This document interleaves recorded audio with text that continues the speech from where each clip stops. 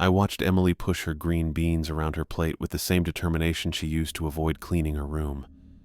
The conversation I'd been putting off for weeks sat heavy in my chest, but with October settling over Millfield and the evenings growing darker, I couldn't wait any longer. We need to talk about some important rules." She looked up from her dinner with that expression kids perfect around age 7, the one that says they're already bored before you've even started. I took a breath and dove in anyway. "There are 6 rules our family follows, and they're not negotiable. First one, we never harvest crops during a full moon. Not corn, not soybeans, nothing." Emily's fork stopped moving. "That's weird, Dad." "Second rule, every mirror in this house gets covered with a sheet before bedtime. Every single one." "Why would we do that?" I held up a hand to stop her questions. Getting through all 6 rules first would make more sense than trying to explain each one individually. Third, if someone knocks on our door after 2 in the morning, we don't answer. We don't even look to see who it is. Emily's eyes went wide, but not with understanding, with disbelief. I could practically see her filing this away as more evidence that adults made no sense. Fourth rule, when our cat shadow acts strange, hissing at empty corners or staring at nothing, we pay attention. Cats can sense things we can't. Right on cue, Emily rolled her eyes. The gesture was so automatic I wondered if she'd been practicing it in the mirror. One of the mirrors I'd be covering with sheets in a few hours. Fifth, no food gets left out overnight, not even crumbs. Everything gets put away or thrown out before we go to bed. That's just being clean, Dad. And sixth, I continued, ignoring her comment, nobody goes near our barn after dark. Not for any reason. Emily set down her fork with a clatter that seemed too loud for such a small utensil. "These rules are stupid. They don't make any sense." The kitchen door opened and Jessica walked in, her timing perfect as always. She'd been listening from the hallway, I realized, waiting for me to finish the list before making her entrance. She went to the sink and started washing the pots from dinner, but I caught her approving nod. "I know they seem strange," I said, leaning forward in my chair. "But these rules have kept the Thompson family alive for generations." Alive from what? Emily's voice carried that particular 8-year-old frustration when adults talked around important details. "What's going to happen if I look in a mirror at night or leave my sandwich out?" Jessica turned from the sink, drying her hands on a dish towel. "Your father's right, Em. These aren't suggestions." I looked at Emily's face, watching the doubt show more clearly. She had Jessica's stubborn streak and my tendency to question everything, which made this conversation both necessary and difficult. In a normal town, an 8-year-old's doubt wouldn't matter much. In Millfield, it could get her killed. "Our town has always been different," I said, choosing my words carefully. "Things happen here that don't happen other places. Strange things that outsiders wouldn't understand or believe." Emily crossed her arms. "Like what kind of things?" "The kind of things these rules protect us from." I reached across the table and took her small hand in mine. Her fingers were sticky from dinner, warm and completely trusting despite her verbal protests. "I need you to promise me you'll follow these rules, even if you don't understand them yet." "But why won't you just tell me what you're scared of?" The question hit harder than I expected. How do you explain to a child that your town sits on something dark and hungry? That families who break these rules disappear? Or worse? That every adult in Millfield follows these exact same 6 rules because 3 generations of trial and error taught us what keeps the darkness at bay? "Because some things you have to experience to believe," I said finally. "And I'm hoping you never have to experience them." Emily pulled her hand away and slumped back in her chair. "Fine, I'll follow your stupid rules, but I still think they're dumb." Jessica caught my eye and shook her head slightly. She could see what I saw. Emily was agreeing with her mouth, but not with her heart. The words were just something to say to end an annoying conversation, not a real commitment to safety. I pushed back from the table and walked to the window above the sink. Our barn stood about 100 yards from the house, dark and quiet in the growing evening. During the day, it looked like any other farm building, but I'd learned as a child that daylight hid things that became visible after sunset. "You know what?" I said, turning back to Emily. "Let me tell you about the time I thought these rules were stupid, too." Emily's eyebrows went up. She'd heard plenty of stories about my childhood, but never one that started with me breaking family rules. I was 9 years old, just a year older than you are now, and I was absolutely convinced that my mother was making up scary stories to keep me in line. Jessica leaned against the counter, dish towel still in her hands. She'd heard this story before, but she also knew how important it was for Emily to hear it. "What did you do?" Emily asked, and for the first time since I'd started talking about rules, she sounded genuinely interested. I pulled my chair closer to the table and sat back down. The kitchen felt smaller now with the three of us focused on this conversation, the dinner dishes forgotten and the October darkness pressing against the windows. "I decided to test the rules," I said, "to prove to myself that nothing bad would actually happen if I broke them." The memory pulled me back 25 years to this same kitchen when I was 9 and sitting in Emily's exact chair.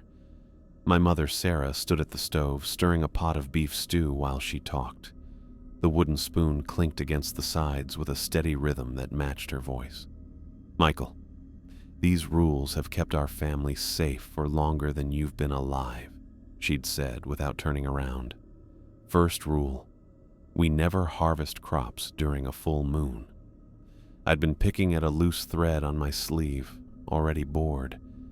The kitchen smelled like onions and celery, and through the window I could see our neighbor's combine harvester sitting idle in their field. I didn't understand why the moon had anything to do with farming. Second, every mirror in this house gets covered before bed. Every one. "Why?" I'd asked, the same question Emily had thrown at me tonight. Sarah set down her spoon and turned to face me. Her expression was serious in a way that made my stomach twist. "Because some things use mirrors to watch us sleep. Third rule, if someone knocks after 2 in the morning, we don't answer. We don't even go near the door."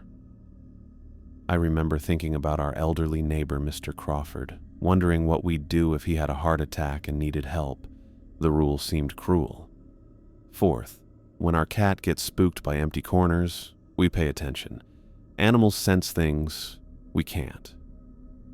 Our old tabby cat Smokey had been sleeping in a patch of evening light by the back door. I'd glanced at him, perfectly calm and ordinary, and wondered how my mother could take cat behavior seriously. Fifth, no food stays out overnight. Everything gets cleaned up or thrown out. That one had made sense to me. Leaving food out attracted mice and ants. And sixth, Sarah had continued, ladling stew into my bowl, nobody goes near our barn after sunset, not for any reason. I'd stirred my stew and tried to look attentive, but inside I was rolling my eyes just like Emily had done tonight. The rules sounded like something from a ghost story, not real life. Mirrors and barns and midnight visitors. It all seemed designed to make me afraid of normal things. Sarah sat down across from me with her own bowl. "I know you think these are just old wives' tales. Aren't they?" I'd asked. She shook her head slowly. "The Henderson family used to live where the Peterson farm is now. Back in 1987, they decided the full moon rule was nonsense. Harvested their entire corn crop during the August full moon because the weather was perfect." I took a bite of stew and waited for her to continue. "Their corn died within 3 days. Every stalk turned black from the roots up. Then their livestock started getting sick. Lost all their cattle and pigs within a week." "Maybe they had some kind of disease," I'd suggested. "Maybe," Sarah said. "But the Hendersons packed up and left town the day after their last cow died. Never came back." She spooned up some carrots and chewed thoughtfully before going on. "The Miller family ignored the mirror rule. Said it was too much trouble to cover all their mirrors every night. Their youngest boy, Tommy, started sleepwalking. His parents would find him standing in front of their hallway mirror at 2 or 3 in the morning, just looking at his reflection. "That's not scary," I'd said. "Kids sleepwalk." One night, Tommy walked right out of the house. His parents found his bedroom window open and muddy footprints leading into the woods behind their property. They searched for weeks. Sarah met my eyes across the table. "Never found him. Never." The stew had started to taste bland in my mouth. "What happened to his family?" "Moved away 6 months later. Couldn't stand living in that house anymore." I'd pushed a piece of beef around my bowl, thinking about Tommy Miller walking into the woods in his pajamas. "Why don't these things happen to us?" "Because we follow the rules," Sarah said simply. "This town sits on something old, Michael. Something that was here long before the first settlers arrived. Over the years, families learned what attracted its attention and what kept it away. The hard way." "What kind of something?" Sarah stood up and walked back to the stove. "The kind of something that doesn't like to be named or talked about directly. The rules are enough." I'd wanted to ask more questions, but something in her tone told me the conversation was over. Instead, I'd finished my stew while she cleaned the kitchen, thinking about empty mirrors and dead corn and little boys who walked into the woods at night. "You don't believe me," Sarah had said as she wiped down the counter. "I can see it in your face." I'd shrugged, not wanting to lie but not ready to admit my doubt either. "That's normal," she'd continued. "Every child in Millfield goes through the same thing. The rules sound like stories until you understand what they're protecting you from." "How will I understand?" Sarah had hung up the dish towel and turned to look at me. Her expression was patient but tired, like she was carrying knowledge she wished she didn't have. "You'll understand soon enough," she'd said. "Every family in this town follows these exact same rules, Michael. Every single one. We don't do that because we enjoy covering mirrors and avoiding barns. We do it because the families who didn't follow the rules aren't here anymore." 2 weeks after my mother had explained those rules to me, I'd convinced myself they were nothing more than family superstitions designed to keep children obedient. The doubt had been building in my mind. And finally, I decided to conduct what I thought was a perfectly reasonable experiment. I'd made myself a grilled cheese sandwich after school, eaten half of it while doing homework at the kitchen table, then deliberately left the other half sitting on the counter when I went to bed. The decision felt rebellious and scientific at the same time. If something terrible happened, I'd know the rules had real power. If nothing happened, I'd have proof that my mother was just trying to scare me into good behavior. I'd lain in bed that night, listening to the house settle around me, waiting for strange noises or supernatural visitors. Nothing came. The October wind rattled our windows and made the old farmhouse creak. But those were normal sounds I'd read my entire life. By morning, I was already planning how I'd tell my mother that her precious rules were just silly traditions. Sarah had gotten up before me, the way she always did, and I'd read her moving around the kitchen while I got dressed. Then the silence came. No footsteps, no running water, no clatter of breakfast preparations. Just complete unnatural quiet from downstairs. I'd found her standing frozen beside our kitchen table, one hand pressed to her mouth and the other holding the back of a chair so hard her knuckles had gone white. The remains of my grilled cheese sandwich still sat on the counter where I'd left it, but that wasn't what had stopped her in her tracks. In the exact center of our kitchen table lay a dead rat. Not a rat that had been trapped or poisoned or injured in any visible way. This rat looked like it had simply died of pure terror. Its mouth was open in what might have been a scream, tiny claws extended as if it had been trying to escape something. The fur around its eyes was stark white, though the rest of its body remained the normal gray-brown color of field rats. Sarah's face had the same pale, shocked expression I'd see years later when unexpected bills arrived in the mail or when the doctor called with test results. But this was worse. This was the look of someone who understood exactly what they were seeing and knew how much danger it represented. "Michael," her voice came out barely above a whisper, "did you leave food out last night?" I'd started to shake my head automatically, the way kids do when they're caught doing something wrong and hope they can still lie their way out of trouble. But something about the dead rat and my mother's expression made honesty feel like the safer choice. "Just half a sandwich," I'd said. I wanted to see if anything would really happen. Sarah's hand dropped from her mouth and she turned to look at me with an expression I'd never seen before. Not anger exactly, though there was plenty of that. Not disappointment, though I could see that too. This was fear mixed with something close to panic, the look of a parent who'd just realized their child had almost stepped into traffic. "You left food out on purpose?" Each word came out sharp and deliberate. "As a test?" I'd nodded, suddenly feeling much younger than 9 years old.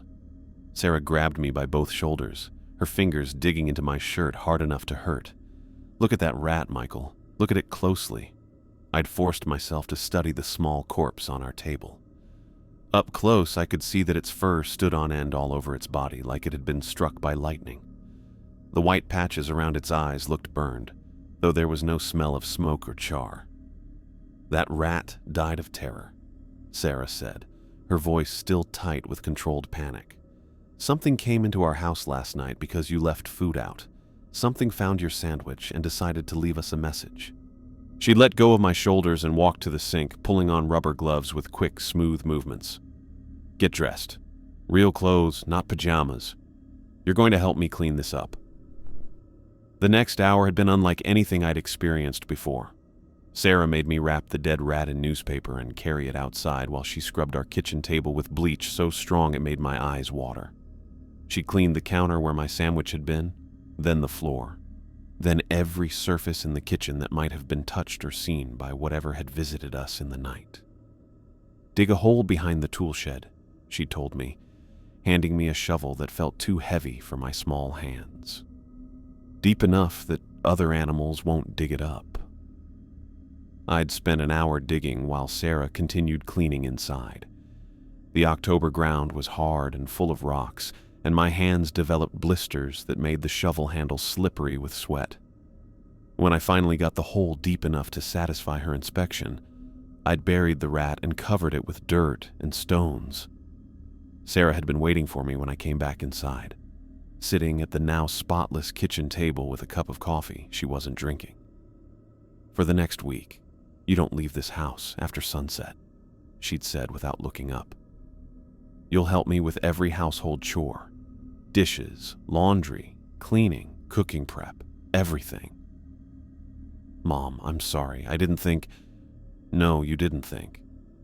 She'd finally looked at me then, and I could see how tired she looked, like she'd aged years in the past few hours. "But that's not why you're being punished." I'd waited for her to explain, but she'd taken a long sip of coffee first, buying herself time to find the right words. "That dead rat was a warning, Michael. Something came into our home last night while we were sleeping. It found your sandwich and decided to show us exactly what it could do if it wanted to. It could have killed our cat. It could have killed you or me. Instead, it left us a message." Sarah had set down her coffee cup and leaned forward, making sure I was paying attention to every word. "Next time you break one of our rules, it might not be just a rat that dies. Do you understand me?" I'd understood perfectly. The punishment wasn't about the mess or the broken rule or even my deliberate disobedience. It was about the very real danger I'd brought into our house through my carelessness and doubt. For the next week, I'd done every chore Sarah assigned without complaint. I'd helped her cook dinner, wash dishes, fold laundry, and sweep floors. But more importantly, I'd watched her face during those ordinary domestic tasks. She'd checked the locks on our doors 3 times each night. She'd covered every mirror in the house with extra care, making sure no corner or edge showed reflective surface. She'd thrown out food that was barely past fresh and cleaned surfaces that were already spotless. Every action had been done with the careful attention of someone who knew that small mistakes could have terrible consequences. And every night, she'd checked on me twice before going to bed herself, making sure I was safely in my room and away from windows. The dead rat had taught me something my mother's words alone never could have. The rules weren't random traditions or superstitions designed to control children's behavior. They were survival instructions, refined through generations of trial and error, written in the blood of families who'd learned too late what happened when you ignored them. I'd never questioned the rules again after that week. I watched Emily's face change as I finished telling her about the dead rat on our kitchen table. Her skeptical expression hadn't completely disappeared, but something had changed behind her eyes. She was actually listening now instead of just waiting for me to stop talking. "That really happened?" she asked, leaning forward slightly in her chair. "Every word," I said. "Ask your grandmother the next time you see her. She'll tell you the same story." Emily picked up her fork and took a small bite of green beans, chewing thoughtfully. "But maybe the rat just got sick and died. Animals die all the time on farms." "Maybe," I said, though I could still remember the way that rat's fur had stood on end, the pure terror frozen in its tiny features. "What do you think are the odds of a terrified rat showing up in our kitchen the exact same night I left food out for the first time in my life?" She didn't answer, but I could see her thinking through the logic. Emily had always been smart about connecting cause and effect, even when she didn't like the conclusions. Jessica finished putting away the last of the dinner dishes and turned around to face us. "Your father learned something important that week," she said. "Sometimes the best way to understand why rules exist is to see what happens when you break them." "I don't want to break them," Emily said quickly. "I just think they're weird." "Weird doesn't mean wrong," I said. "And tonight you're going to help me with one of them." Emily's eyebrows went up. "Which one?" "Mirror covering," I said. "Time you learned how to do it properly." An hour later, I stood in our hallway holding an armload of old sheets while Emily watched me demonstrate the correct technique for covering the antique mirror that hung outside the bathroom. The sheet had to cover the entire reflective surface with no gaps or corners showing. "Why does it have to be so exact?" Emily asked, as I tucked the fabric carefully around the ornate frame. "Because partial coverage doesn't work," I said, moving to the smaller mirror in the guest bathroom. "If even a tiny piece of mirror shows, it might as well be completely uncovered." Emily held one end of a sheet while I positioned it over the vanity mirror. Her movements were careful and deliberate, though I could tell she still thought the whole process was unnecessary. "How do you know it doesn't work if it's not covered exactly right?" she asked. I paused in my tucking and looked at her. "Because other families have tried shortcuts. The Hendersons I told you about. They used to cover their mirrors with towels that were too small. Left the edges showing. What happened? Their daughter started having nightmares about faces in mirrors, faces that weren't her own." I finished securing the sheet and moved toward Emily's bedroom. She stopped sleeping for 3 weeks before they finally left town. Emily followed me into her room where her small dresser mirror waited. I handed her a sheet and let her try covering it herself. She struggled with getting the fabric positioned correctly, but I didn't help until she asked. "Like this?" she said, holding the sheet taut over the mirror's surface. "Perfect," I said, helping her tuck the edges. "Now you know how to do it yourself." We finished the rest of the mirrors in comfortable silence. Emily seemed more focused on the task than I'd expected, treating it with the kind of serious attention she usually saved for school projects. When we covered the last mirror in the living room, she stepped back and looked around at our work. "It makes the house feel different," she said. She was right. With all the reflective surfaces hidden, our home felt more enclosed, more protected, like we'd pulled curtains against something watching from the other side of the glass. "Different how?" I asked. Emily shrugged. "Safer, I guess, even though I don't really understand why." I ruffled her hair and sent her off to brush her teeth. By 9 o'clock, she was in bed, and I was settling into my own routine of checking locks and making sure the kitchen was completely clean. Jessica was already upstairs. probably doing her own security sweep of the bedrooms. I fell asleep easily that night, satisfied that we'd followed all the rules correctly and that Emily had participated without too much complaint. Maybe she was finally starting to take the family traditions seriously, even if she didn't fully believe in them yet. The sound that woke me was unlike anything I'd heard before from Shadow. Our cat had always been quiet, content to sleep at the foot of our bed or curl up in his favorite spot by the heating vent. But at 1:30 in the morning, I jerked awake to the sound of deep, aggressive growling coming from somewhere in the house. I sat up immediately, already racing before my brain had fully processed what I was hearing. Beside me, Jessica stirred and rolled over. "What is that?" she whispered. The growling continued, punctuated by sharp hissing sounds that seemed to echo off our hallway walls. I slipped out of bed and moved toward our bedroom door, my bare feet silent on the hardwood floor. "Michael, don't," Jessica said, but I was already turning the doorknob. The hallway was dark except for the small nightlight we kept plugged in near the bathroom. Shadow stood in the middle of the corridor, directly outside Emily's room door, his black fur standing so straight it made him look twice his normal size. His back was arched, and his tail was thick as a bottle brush, every muscle in his small body tense and ready to fight. He was staring at the corner where Emily's room met the hallway wall. The corner looked completely empty to me, just the same patch of white paint and baseboards I'd seen thousands of times before. But Shadow's green eyes followed something I couldn't see, tracking movement that wasn't there. The cat's growl grew deeper, more threatening, and I felt my skin crawl in response. Shadow had never acted like this before, not even when raccoons got into our garbage cans or when the neighbor's dog wandered into our yard. This was different. This was the behavior of an animal that sensed real danger. Rule 4 came back to me. When our cat gets spooked by empty corners, we pay attention because cats can sense things we can't. I backed away from the door and returned to Jessica, who was already getting out of bed. "Shadow?" she asked, though she could still hear the cat's angry vocalizations from the hallway.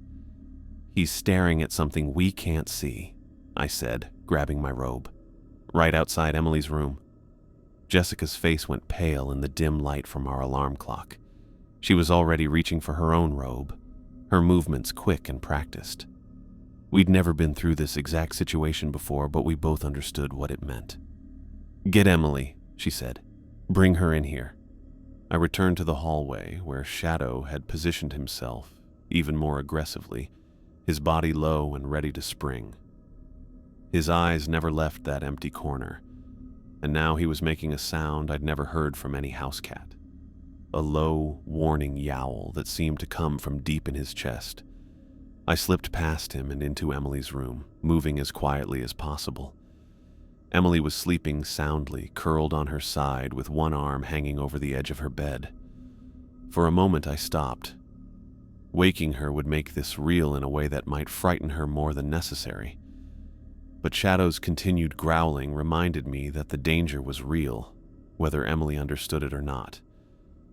"Em," I whispered, gently shaking her shoulder. "Wake up, sweetheart." She stirred and opened her eyes, blinking in confusion. "Dad? What time is it?" "Late," I said, helping her sit up. "I need you to come sleep in our room tonight." "Why?" She was more alert now, probably hearing Shadow's unusual behavior from the hallway. "Because Shadow is telling us something important," I said, lifting her from the bed. She was still small enough that I could carry her easily, though she was getting heavier each month. Emily wrapped her arms around my neck and let me carry her out of her room. As we passed Shadow in the hallway, she looked down at the cat with wide eyes. "What's wrong with him?" she asked. "He's doing his job," I said, carrying her into our bedroom where Jessica was waiting. Jessica had already pulled back the covers on her side of the bed, making room for Emily. Our daughter settled between us without complaint, though I could feel the tension in her small body.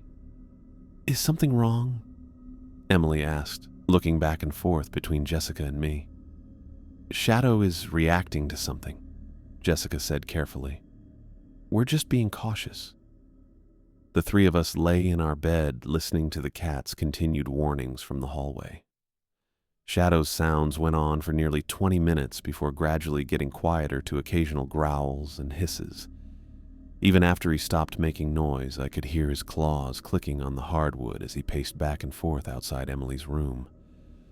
Around 2:30, new sounds began, soft scratching noises that seemed to come from Emily's bedroom, like fingernails dragging across wood or metal. The sounds had a rhythm and seemed on purpose, not the random scratching of tree branches against siding. Emily pressed closer to me when the scratching started. "What is that?" "I don't know," I said honestly, though my mind was already considering possibilities I didn't want to voice. The scratching continued off and on throughout the night. Sometimes it would stop for 30 or 40 minutes, giving us hope that whatever was causing it had moved on. Then it would start up again, always from the direction of Emily's room, always with the same patient, steady rhythm. Jessica dozed restlessly between episodes, but I stayed awake watching the clock and listening to every sound. Emily fell back asleep around 4, exhausted by the stress and confusion of the night. I envied her ability to rest while danger was just down the hallway. Shadow never left his post outside Emily's room. Even when the scratching sounds stopped, I could hear him walking back and forth in the hallway, keeping watch until the first hint of gray light appeared around our bedroom curtains. When full dawn finally arrived, the scratching sounds stopped completely. Shadow's growling faded to occasional wary meows, and gradually the house returned to its normal morning quiet. Emily woke up as Jessica and I were getting dressed. She sat up in bed, rubbing her eyes and looking around our room as if she'd forgotten how she'd gotten there. "Can I go back to my room now?" she asked. "Let's check it first," I said, pulling on my shoes. The three of us walked down the hallway together. Shadow was sitting outside Emily's door like a guard, his fur finally lying flat against his body. He looked up at us as we got closer, then walked over to rub against Jessica's legs as if to say his job was finished. I opened Emily's bedroom door and immediately saw the problem. Her window was standing wide open, the screen pushed outward and hanging at an odd angle. October morning air flowed into the room, carrying the scent of dead leaves and damp earth. "I didn't open that," Emily said immediately, moving to stand behind me. "I know you didn't," I said, though my attention was focused on the floor beneath the window. Muddy footprints tracked across Emily's hardwood floor, starting directly under the open window and leading toward her bed. The prints were larger than any of ours, with a strange long shape that didn't look quite human. They were dried now, but I could see the clear outline of each toe and the deep marks left by whatever had made them. Emily saw the prints at the same time I did. Her hand grabbed my arm so tightly her fingernails dug into my skin. "Something was in my room," she said, her voice barely above a whisper. I walked carefully around the muddy tracks, trying not to disturb them while I looked at the window. The screen had been pushed out from outside, not pulled from inside. Whatever had opened Emily's window had climbed up the exterior wall of our house to reach her second-story bedroom. "Dad," Emily said, her voice shaking now. "Something really was in my room." I turned to look at her. All the doubt had left her face, replaced by a pale, shocked understanding. She was staring at the footprints like they were proof of something terrible she'd hoped never to see. "Shadow saved you," I said, walking back to where she stood in the doorway. "He heard or sensed whatever this was before it could get to you." Emily looked down at our cat, who was now sitting calmly beside her feet. "He really did know something was wrong." "Animals can sense things we can't," I said, repeating the fourth rule. "That's why we pay attention when they act strange." Jessica had been looking at the window more closely. "Michael, look at this," she said. I joined her by the window and saw what she was pointing at. The windowsill had deep scratch marks in the wood, fresh cuts that definitely hadn't been there yesterday. Something with claws had grabbed onto our house while forcing Emily's window open. Emily came over to look at the scratch marks, her face growing even paler. What has claws like that? Something that doesn't belong in town, I said. Something the rules protect us from. I closed Emily's window and checked that the lock was secure, though I knew we'd need to install better security before she could sleep in here again. The screen would need to be repaired, the muddy footprints cleaned up, and the scratch marks sanded and refinished. But first, Emily needed to understand what had almost happened to her. Remember when I told you that some things require experience to believe? I asked her. She nodded, still staring at the dried mud on her floor. Shadow following his instincts and warning us. That's why we have the rule about paying attention to animals. If we'd ignored his behavior, if we'd stayed in our rooms and let him handle whatever this was by himself. I didn't finish the sentence. Emily was smart enough to understand what I wasn't saying. The thing that came to my window, she said. It would have gotten in. Probably, I said. But Shadow did exactly what he was supposed to do. And we followed the rule about listening to him. Everyone stayed safe. Emily was quiet for a long moment, processing everything she'd seen and heard. When she finally spoke, her voice was different than it had been yesterday. More serious, more thoughtful. The rules really do work, she said. They really do, I agreed. Your great-grandmother and grandmother and mother and I have all learned to trust them. Now you're learning too. Emily looked around her bedroom one more time, taking in the open window, the scratched sill, the muddy footprints that proved something inhuman had tried to reach her while she slept. Then she looked down at Shadow, who had followed us into the room, and was now sitting calmly in a patch of morning light. Good cat, she said quietly, reaching down to scratch behind his ears. Shadow purred and rubbed against her legs, accepting her gratitude with the dignity of a job well done. The crisis had passed, the danger had been stopped, and our family had successfully followed the rules that kept us alive in this strange town. Emily would never doubt those rules again. 3 days had passed since we'd cleaned the muddy footprints from Emily's bedroom floor, and I'd started to believe that our daughter had truly learned her lesson about the family rules. She'd been helping Jessica cover mirrors each evening without being asked, and I'd caught her double-checking that all food was properly stored before bedtime. The careful way she moved through our daily routines suggested that seeing those inhuman footprints had changed how she viewed our family's traditions. I should have known that 8-year-old resolve, no matter how sincere, could be shaken by the right kind of peer pressure. The problem started when Emily came home from school that Tuesday afternoon with a flushed face and defensive posture that immediately put me on alert. She dumped her backpack by the kitchen door and headed straight for the refrigerator without making eye contact, which was unusual behavior for a child who normally chattered about her day from the moment she walked through the door. "How was school?" Jessica asked from where she sat at the table grading papers for her part-time tutoring work. "Fine," Emily said, pulling out a juice box and puncturing it with more force than necessary. Jessica and I exchanged a look over Emily's head. Our daughter had never been good at hiding when something was bothering her, and the tight set of her shoulders suggested that whatever had happened at school was still weighing on her mind. "Anything interesting happened today?" I asked, trying to keep my voice casual.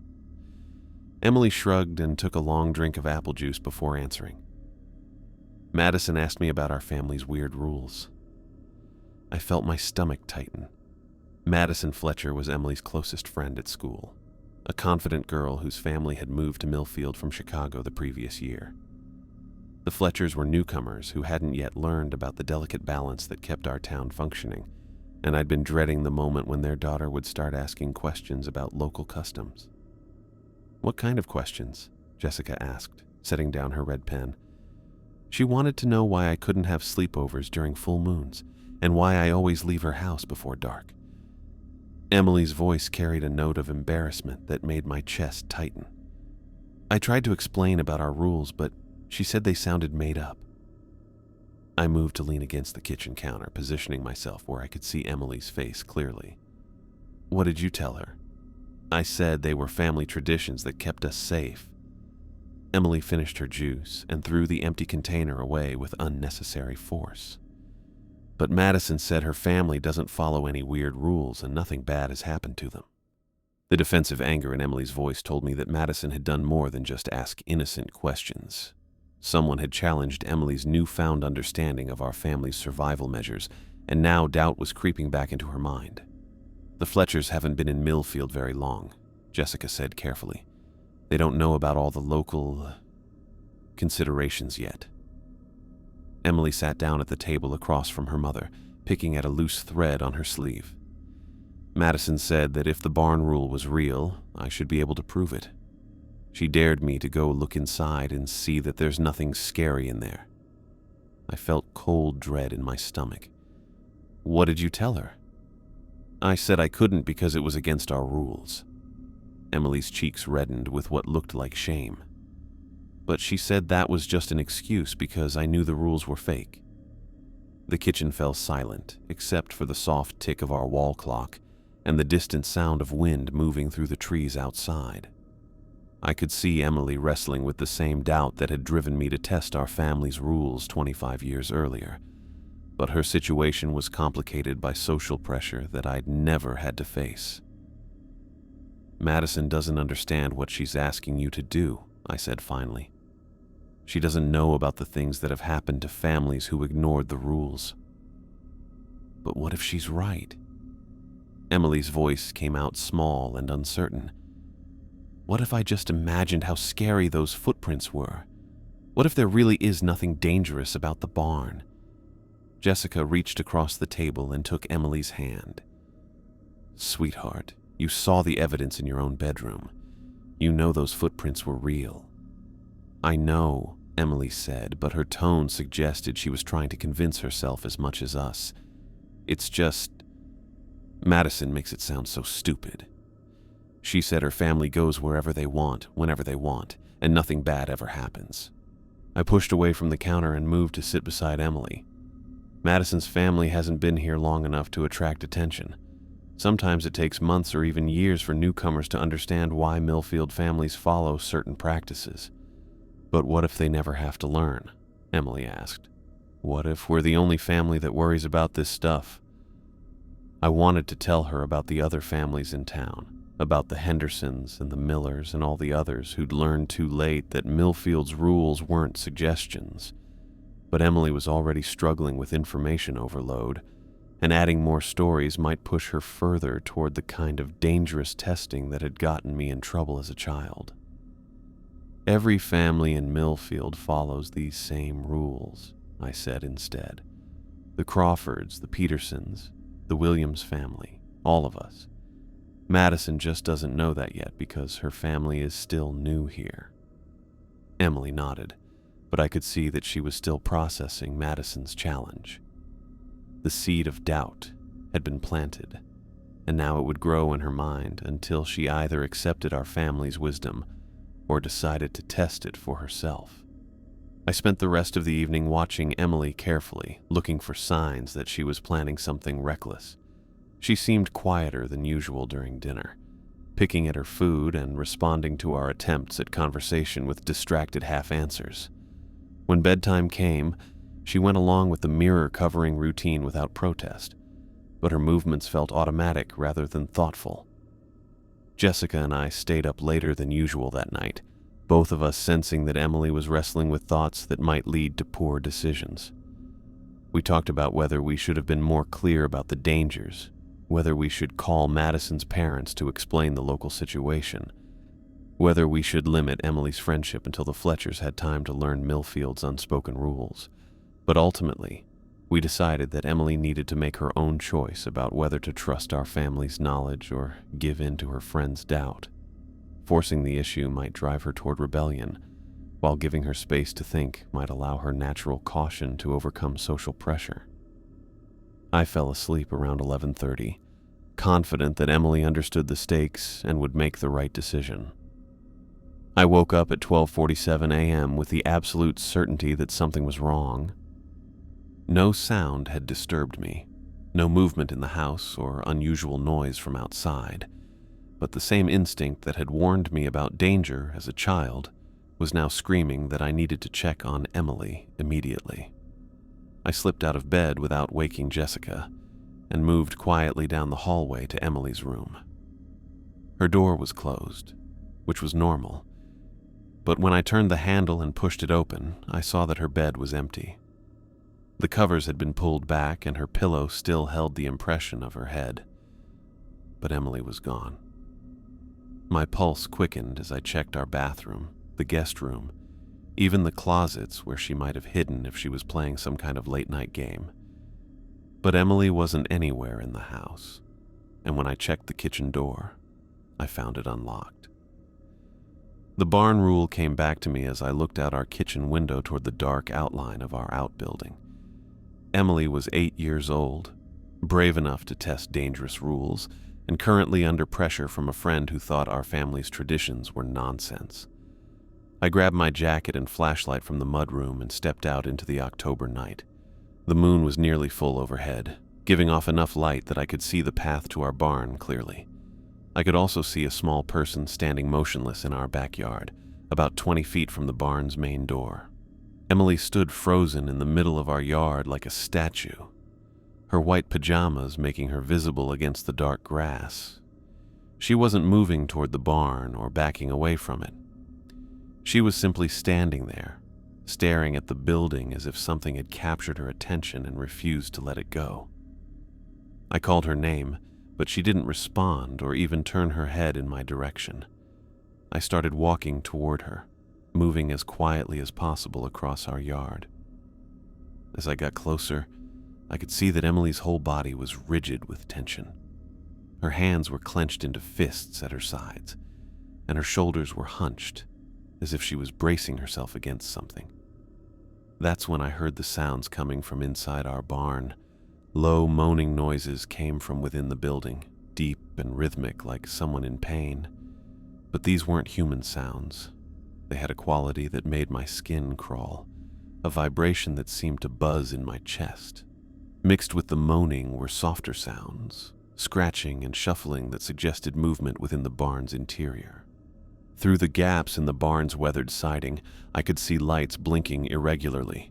Not the steady glow of electric bulbs, but changing, dancing light that moved like flames or glowing gas. The lights pulsed in rhythm with the moaning sounds, creating a hypnotic pattern that held Emily spellbound.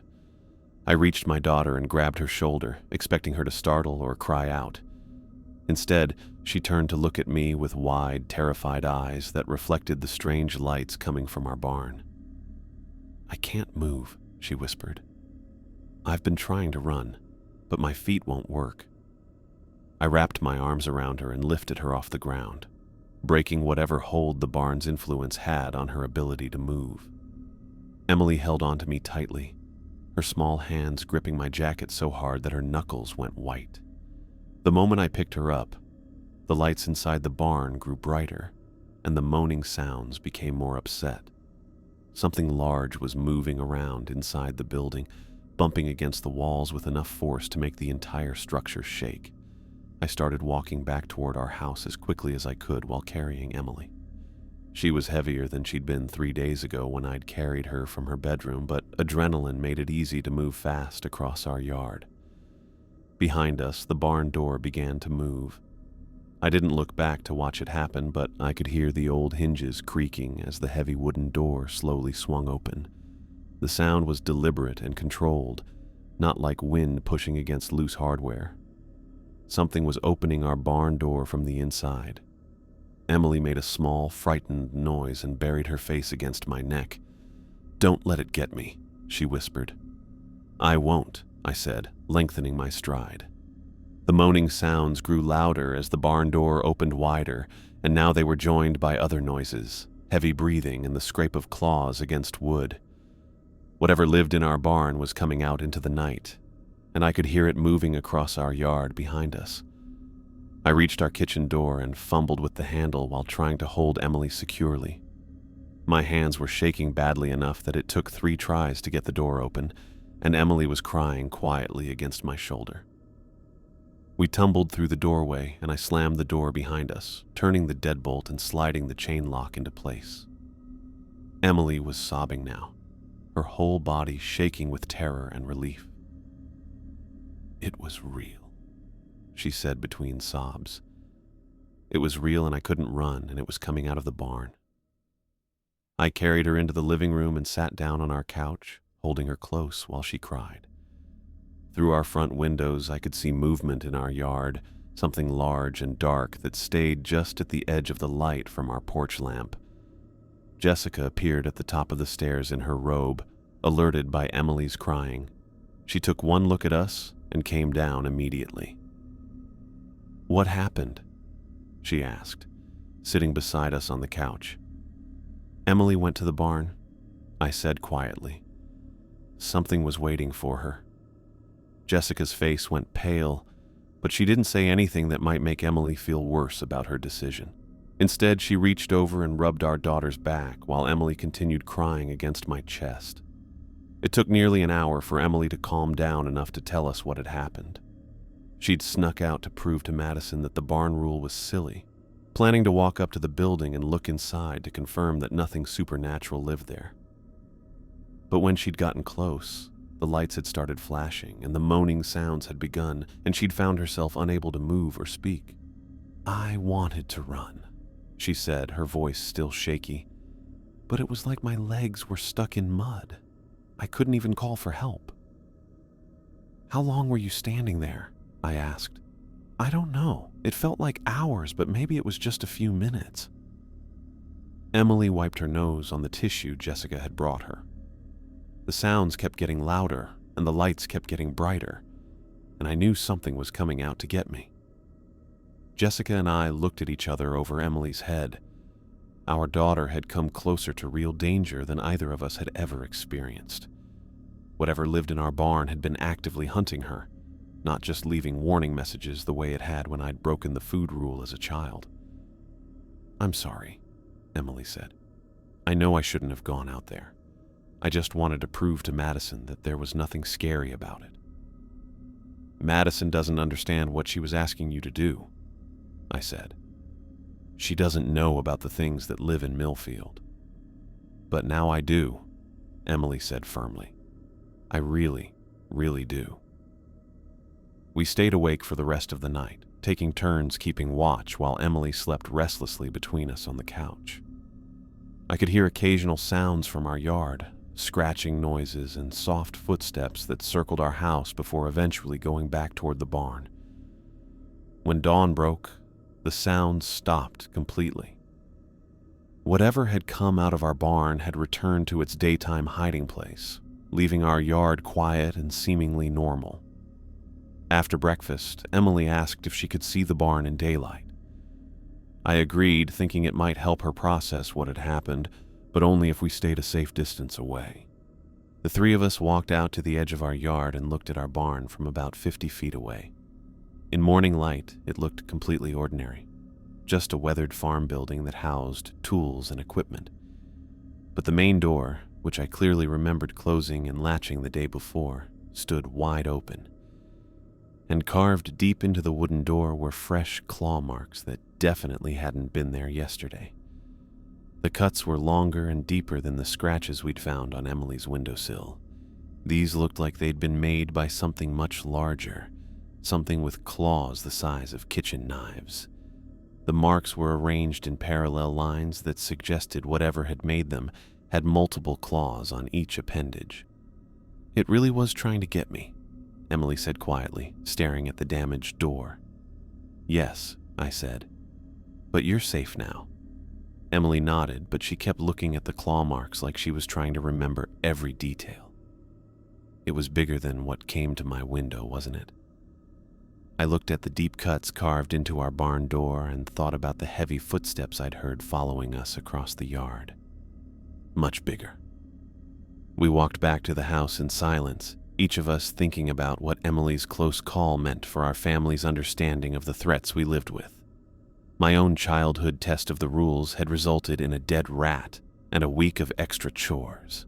Emily's test had nearly resulted in her capture by something that left claw marks the size of my forearms. Jessica was the first to say what we were all thinking. "The threats are getting worse," she said, as we sat around our kitchen table. "More aggressive than they used to be." "Or maybe they're getting stronger," I said, thinking about the way Emily had been frozen in place. The thing in the barn didn't just scare her. It held her there. I couldn't move at all, Emily confirmed. Even when I wanted to run, even when I was scared, I just couldn't make my legs work. Jessica reached across the table and took Emily's hand. Whatever the reason, we need to be even more careful about following the rules. All of them. All the time. Emily squeezed her mother's fingers and looked at both of us with an expression that was much older than her 8 years. "I'll never doubt them again," she said. "I promise. And I'm going to tell Madison that some things are too dangerous to test." I believed her completely. Emily had seen and felt things that no amount of peer pressure could make her forget. She understood now that our family's rules weren't old traditions or parental control measures.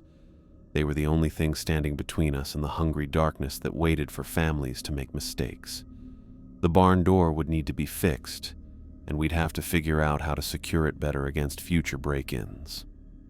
But more importantly, Emily would grow up knowing exactly why our family followed 6 specific rules, and she'd never again be tempted to test whether they were really necessary. The knowledge had cost her a night of terror, but it might have saved her life. I stood at the kitchen sink, washing breakfast dishes, watching through the window as Emily led her younger cousin Rebecca around our property with the focused intensity of a drill sergeant. 6 months had passed since Emily's terrifying encounter at the barn, and the change in her behavior had been remarkable. Where she'd once rolled her eyes at our family's traditions, she now enforced them with a dedication that sometimes surprised even Jessica and me. The April morning was bright and warm, perfect for Rebecca's first visit to our farm. My sister Karen had brought her 8-year-old daughter from Indianapolis for spring break, and I'd been looking forward to seeing how Emily would handle having another child around during her crash course in Thompson family survival. "No, Becca, you can't go near the barn," Emily was saying as the 2 girls walked past the kitchen window. "Not ever. Not even during the day when it looks safe." Rebecca's blonde ponytail bounced as she turned to face her older cousin. "But why? It's just a building." Emily stopped walking and faced Rebecca with the same serious expression I'd seen her use when explaining homework to confused classmates. "Because something lives in there that comes out at night, something with big claws that wants to hurt people who don't follow our family's rules." I dried my hands on the dish towel and moved closer to the window, curious to hear how Emily would handle this teaching moment. Jessica looked up from her coffee and joined me, both of us watching our daughter take on a responsibility that had been passed down through generations of Thompson children. "That sounds made up," Rebecca said, echoing the skepticism Emily had shown just months earlier. "I thought it was made up too," Emily replied calmly, "until I saw the footprints in my bedroom and almost got caught by the thing in the barn." Rebecca's eyes widened, and I could see her thinking about this information with the same mix of disbelief and curiosity that every Thompson child experienced when first learning about Millfield's dangers. Emily continued walking toward our garden, keeping a safe distance from the barn while keeping Rebecca engaged in conversation. "Our family has 6 rules that keep us alive. Want to hear them?" "I guess," Rebecca said, though her tone suggested she was still deciding whether to take her cousin seriously. Emily began reciting the rules with perfect accuracy, her voice carrying the same authority Sarah had used when teaching me decades earlier. She explained each rule clearly and concisely, never rushing or showing impatience when Rebecca asked questions. Watching her teach was like seeing myself reflected across time, except Emily had a confidence I'd never managed at her age. "Rule number 1, Emily said as they settled onto our porch steps. "We never harvest crops during a full moon. Ever. Not even if the weather is perfect and all the neighbors are doing it." "Why not?" Rebecca asked, picking at the hem of her shorts. "Because a family called the Hendersons tried that once. All their corn died and turned black, and then all their animals got sick and died too. They had to leave town because they couldn't grow food anymore." Jessica raised her eyebrows at me over her coffee mug. Emily was telling family history she'd never heard directly from us, information she must have put together from our various conversations and her grandmother's stories. How accurate her account was impressed me, but more importantly, she was presenting it as established fact rather than scary fiction. Rule number 2, Emily continued. Every mirror in the house gets covered with sheets before bedtime. No exceptions, no shortcuts, and no mirrors can show even a tiny bit.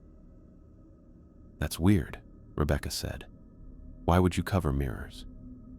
Because things use mirrors to watch people sleep, Emily replied matter-of-factly. And sometimes they can reach through mirrors to touch people. A family called the Millers didn't cover their mirrors, and their little boy Tommy started sleepwalking. One night he walked right out of the house and into the woods, and nobody ever found him. Rebecca's doubtful expression was starting to change to worry. The same change I'd watched Emily make months earlier. Stories that sounded silly in daylight took on different weight when told by someone who obviously believed every word. Emily moved through the remaining rules with steady precision, explaining the dangers of answering late-night knocks, the importance of paying attention to animal behavior, the necessity of cleaning up all food before bed, and the absolute prohibition against approaching our barn after dark. Those are the 6 rules, Emily concluded. They might sound strange, but they work. Our family has followed them for more than 100 years, and we're all still alive because of them. Rebecca was quiet for a moment, processing everything she'd heard. What happens if you break them? Bad things, Emily said simply. Really bad things. I moved away from the window as the girls continued their conversation, satisfied that Emily was handling the teaching responsibility better than I dared hope. Jessica returned to her coffee with a thoughtful expression. She's become quite the little rule enforcer, Jessica said. Yesterday I caught her double-checking all the cabinet doors to make sure no food was visible. She's serious about it in a way I never was at her age, I replied, settling into my chair at the kitchen table. Even after my experience with the dead rat, I still question things sometimes. Emily doesn't question anything anymore. Jessica nodded, sipping her coffee while watching the girls through the window. Karen mentioned that other families in town have been talking about how quiet things have been lately. Fewer strange incidents, fewer unexplained problems. This caught my attention immediately. What kind of talk? The Petersons haven't had any crop issues this year, even though they planted earlier than usual. The Williams family said their livestock has been healthier than it's been in years. Mrs. Crawford told Karen that she hasn't heard any strange noises around her property in months. I considered this information while watching Emily demonstrate proper mirror covering technique using a hand mirror and one of our kitchen towels. If families throughout Millfield were experiencing fewer supernatural problems, it suggested that something had changed in the delicate balance between our community and the forces we lived alongside. Maybe strict rule following really does make a difference, I said. If enough families are being extra careful, maybe that creates a kind of protective effect for the whole town. Or maybe whatever's been testing us is satisfied that we've learned our lessons, Jessica suggested. Emily's experience at the barn was pretty dramatic. Word travels in a small town. Through the window, I watched Emily guide Rebecca through the proper technique for checking that all food was properly stored. My daughter moved with careful precision, examining each cabinet and drawer with the thoroughness of someone who understood that small oversights could have serious consequences. She's really taken ownership of this, I said, feeling a mix of pride and sadness as I watched Emily accept responsibilities that should have been decades in her future. She's protecting her family, Jessica said quietly, the same way you protected her and your mother protected you. She understands that now. Emily and Rebecca came back inside as I was starting lunch preparations. Rebecca looked subdued but thoughtful, the way children do when they're processing information that challenges their understanding of how the world works. "Dad," Emily said, hanging her jacket on the mudroom hook with practiced efficiency. "I told Becca about the dead rat and about what happened to me at the barn. She wants to know if it's really true." Rebecca looked up at me with wide eyes, clearly hoping I would tell her that Emily had been making up stories to scare her. Instead, I knelt down to her level and spoke with the same serious tone my mother had used with me decades earlier. "Every word is true," I said. "Your cousin is teaching you things that could save your life if you ever decide to live in a place like Millfield. You should listen carefully to everything she tells you." Rebecca nodded seriously, and I could see her storing Emily's lessons as important information rather than entertaining fiction. Emily looked proud that an adult was taking her teaching seriously. After lunch, Karen returned from her errands in town and found her daughter unusually quiet and thoughtful. When she asked Rebecca about her morning, our niece launched into a detailed recap of everything Emily had taught her about the Thompson family rules. "She's quite the little teacher," Karen said to me privately while the girls played outside. "Rebecca's never been this attentive to safety instructions before." "Emily learned the hard way that the rules matter," I replied. "She won't let anyone else make the same mistakes she almost made." That evening, I helped Emily with her homework while Jessica prepared dinner. Emily worked through her math problems with the same careful attention she brought to following our family's rules, double-checking each answer before moving to the next question. "Dad," she said as she finished the last problem, "when I grow up and have kids of my own, will I have to teach them these same rules?" The question caught me off guard, though I realized I should have expected it. Emily was smart enough to understand that the responsibilities she'd inherited weren't temporary childhood lessons, but permanent family obligations. "Yes," I said honestly. "If you stay in Millfield and raise your family here, you'll need to teach your children exactly what I taught you." Emily nodded thoughtfully, pencil tapping against her homework sheet. "And if they don't believe me at first, like I didn't believe you, then you'll have to find ways to help them understand, just like I did with you. Will I have to let them make mistakes and get scared like I did?" This was a harder question, one that touched on the delicate balance between protecting children and making sure they understood the real stakes of their choices. "You'll have to use your best judgment about how to keep them safe while making sure they really understand why the rules matter." Emily thought about this for a long moment.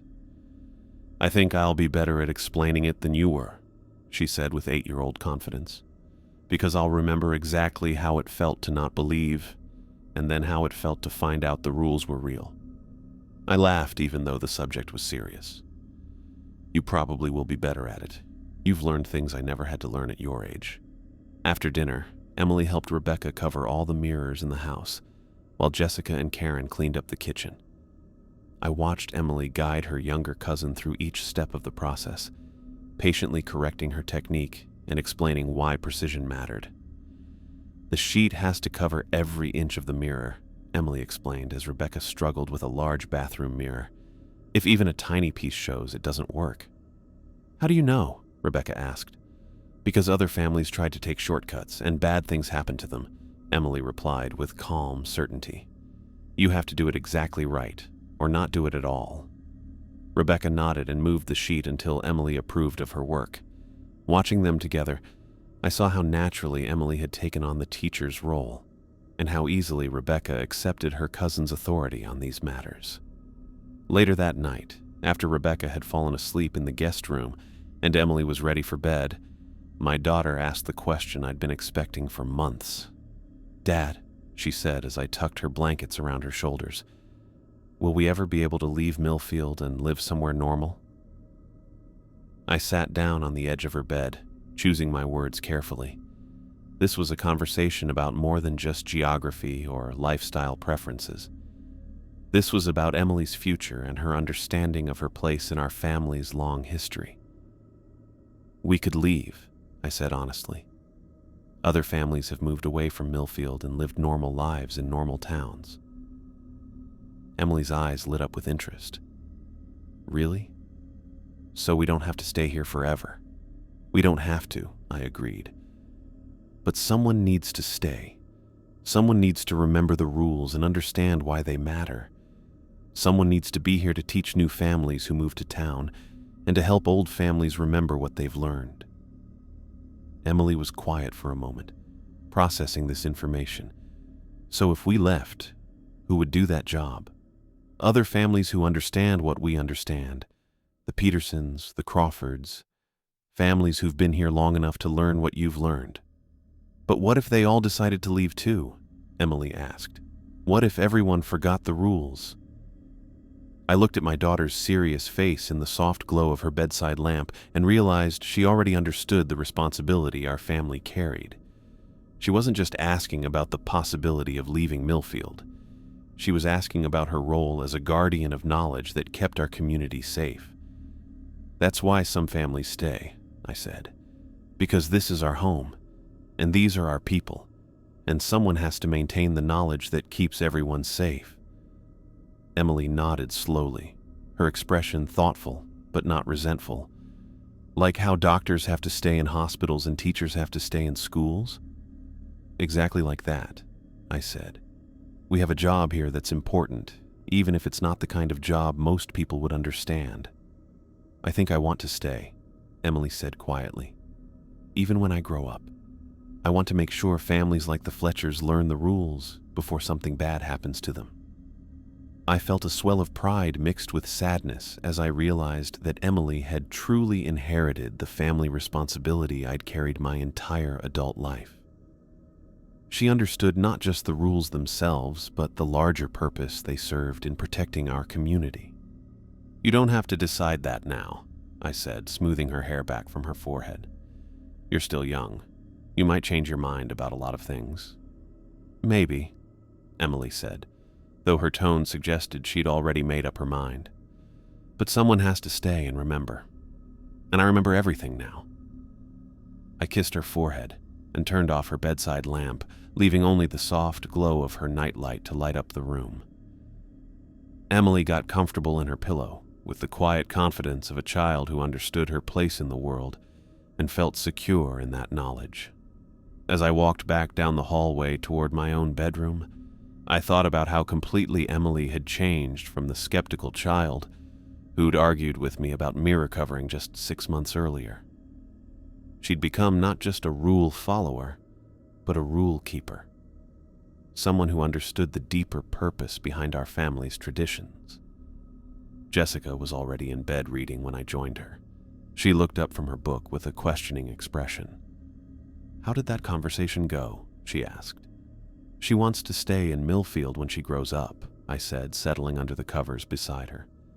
"She wants to keep teaching the rules to new families." Jessica smiled and marked her place in her book. "She's become quite the little guardian, hasn't she?" "She has," I agreed. "Sometimes I wonder if we pushed her to understand too much too quickly." "She needed to understand," Jessica said firmly. "And she's handling the responsibility better than either of us could have expected." I nodded, thinking about Emily's patient teaching with Rebecca and her careful attention to every detail of our family's protective routines. My daughter had learned harsh lessons about the reality of supernatural danger, but those lessons had changed her into someone capable of protecting others from the same threats. The cycle that had kept the Thompson family alive in Millfield for over a century would continue with Emily. She would teach her own children the same 6 rules I'd taught her, and they would teach their children, making sure that the knowledge necessary for survival in our strange town would never be lost. As I fell asleep, I felt grateful that Emily had found the strength to accept responsibilities that would have been too much for many adults. Our family's legacy was secure in her capable hands, and Millfield would remain safe as long as children like Emily were willing to carry forward the wisdom their parents had paid so dearly to acquire.